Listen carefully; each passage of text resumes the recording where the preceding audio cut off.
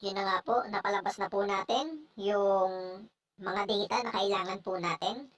And ang equivalent po natin ngayon sa 1 view is equal to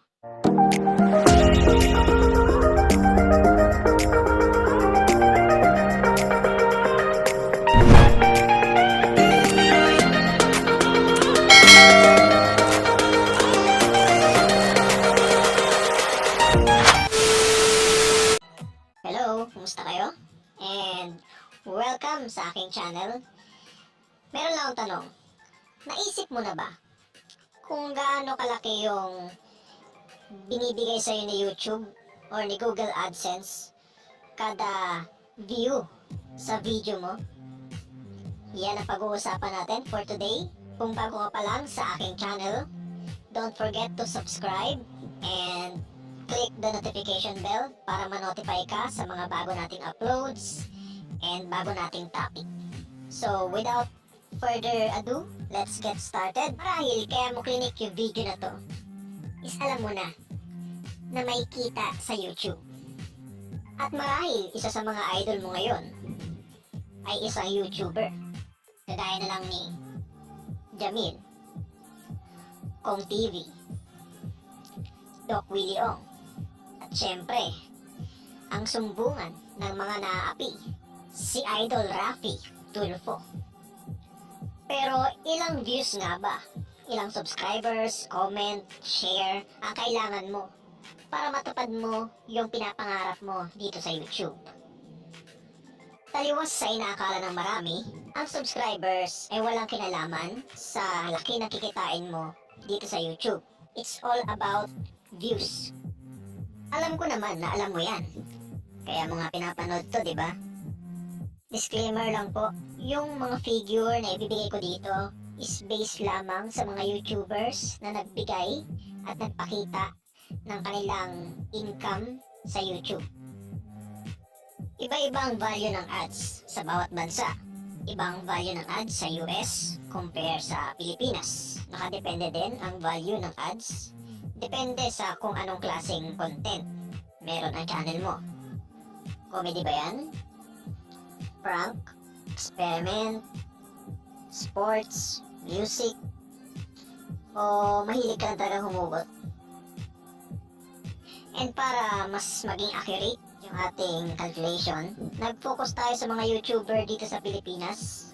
And naghanap ako ng mga YouTuber na nag-reveal na kailang salary na may kasamang views.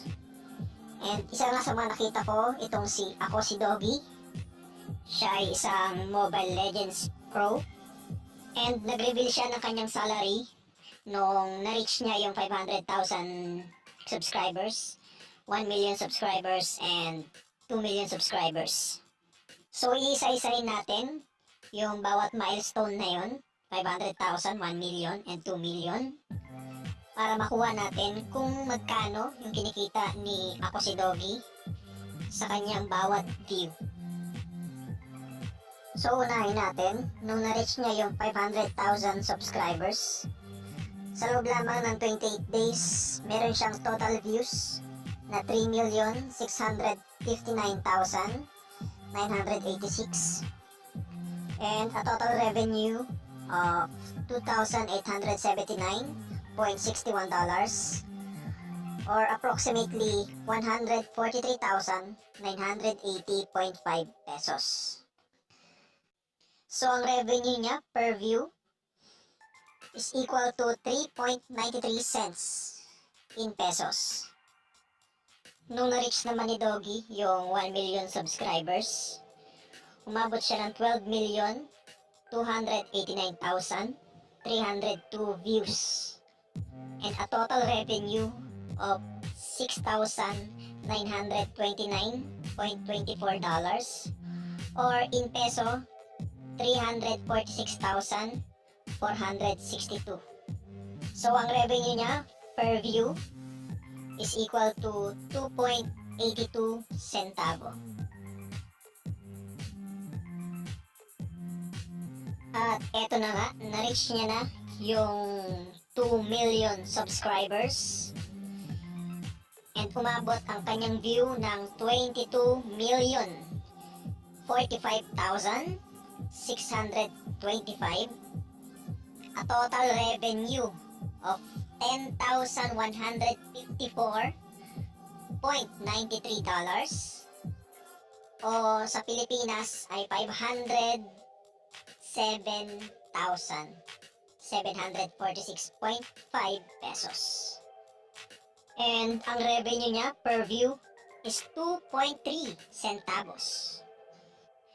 And kung i-average po natin yung tatlong milestone ni Doggy, yung 500,000 subscribers, 1 million subscribers, and 2 million subscribers, mag-a-arrive po tayo sa 3.017 centavos. Yan po yung revenue ni Doggy sa kada isang view ng kanyang mga videos. And kung i-reverse po natin yan, sa kada piso, kailangan mong maka 32 views. Again, i-remind ko lang po, hindi po pare-pareho ang kinikita ng mga YouTuber. Nagkakaiba-iba po yan dahil sa content at sa length ng watch time.